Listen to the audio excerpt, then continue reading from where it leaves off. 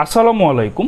আজকে আমি আপনাদের সাথে এমন একজন ইরানির সাথে পরিচয় করিয়ে দিব যে ইরানের বংশোদ্ভূত হয়েও সে ইরানের বিরুদ্ধে কাজ করছে।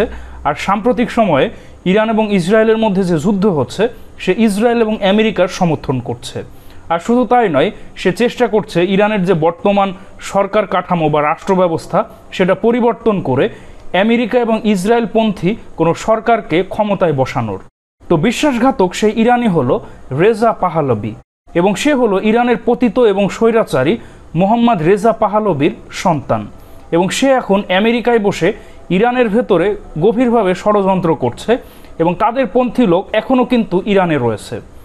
যেমন শেখ হাসিনা এবং তার আওয়ামী লীগের শীর্ষ পর্যায়ের নেতারা বিদেশে পালিয়ে গেলেও আওয়ামী লীগের সকলে কিন্তু বিদেশে পালায়নি, তারা দেশের ভেতর কিন্তু অনেকেই ষড়যন্ত্র করছে।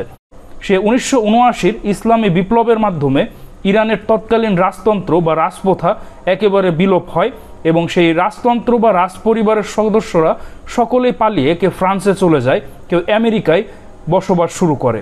তো তার মধ্যে অন্যতম হলো সেই মোহাম্মদ রেজা পাহলভির সন্তান এবং যে ক্রাউন প্রিন্স, সে কথিত ক্রাউন প্রিন্স সেই রেজা পাহলভি, সে এখনও আমেরিকায় বসে ইরানের শাসনতন্ত্র চেঞ্জ করে আবারও সেই রাজতন্ত্র বা সেই রেজা পাহলভির শাসন ব্যবস্থা ফিরিয়ে আনতে চাচ্ছে। আর সে আমেরিকা ইসরায়েলের খুবই ঘনিষ্ঠ, তাদের সাথে খুবই ভালো সম্পর্ক। সে ইসরায়েলেও ভ্রমণ করে, নেতানিয়াহুর সাথেও তার খুব ভালো সম্পর্ক, এবং সেখানে ইসরায়েলের ইহুদিদের মন্দিরে গিয়ে সে নিজেও সেখানে প্রার্থনা করে। তাহলে বুঝতেই পারছেন সে কী ধরনের বেঈমান এবং কী ধরনের মুনাফিক মুশরিক।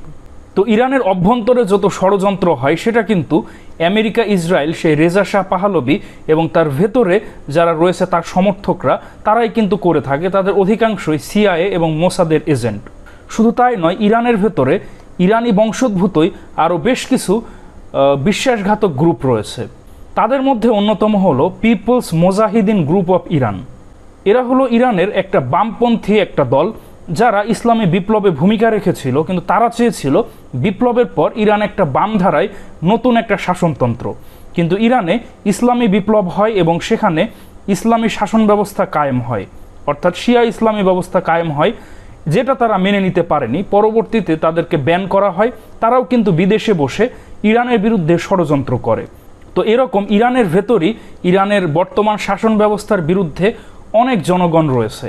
তো তারাই মূলত এই সমস্যা ঘটিয়ে থাকে, এবং তাদের লোকজনই কিন্তু সিআইএ মোসাদের সাথে মিলে বিভিন্ন অপকর্ম করে থাকে। শুধু তাই নয়, এই সরকার ব্যবস্থার উৎখাতের জন্য তারা যত অপকর্ম হয় সেটাও তারা করতে রাজি। তারা এমন অবস্থা। তো দর্শক মণ্ডলী, এবং এদের ভেতরে সব থেকে ভয়ানক যে সে হচ্ছে রেজা পাহলভি। যেহেতু তার সেই পাহলভি বংশের রক্ত এখনও তার শরীরে প্রবাহমান, সে এখনও নিজেকে ক্রাউন প্রিন্স দাবি করে, এবং সে এখনও দিবা স্বপ্ন দেখছে যে সে ইরানে আবারও সেই রাজতন্ত্র কায়েম করে সে পরবর্তী রাজা হবে, সেই মোহাম্মদ রেজা পাহলভির মতো। তো একে আপনারা বলতে পারেন গরিবের সজীব ওয়াজেদ জয়। সজীব ওয়াজেদ জয় যেভাবে বিদেশে বসে বাংলাদেশের বিরুদ্ধে ষড়যন্ত্র করছে, ঠিক একইভাবে রেজা পাহলভিও একই কাজ করছে। তো এই বিশ্বাসঘাতক ইরানি সম্পর্কে আপনাদের কি অভিমত অবশ্যই কমেন্টে জানান।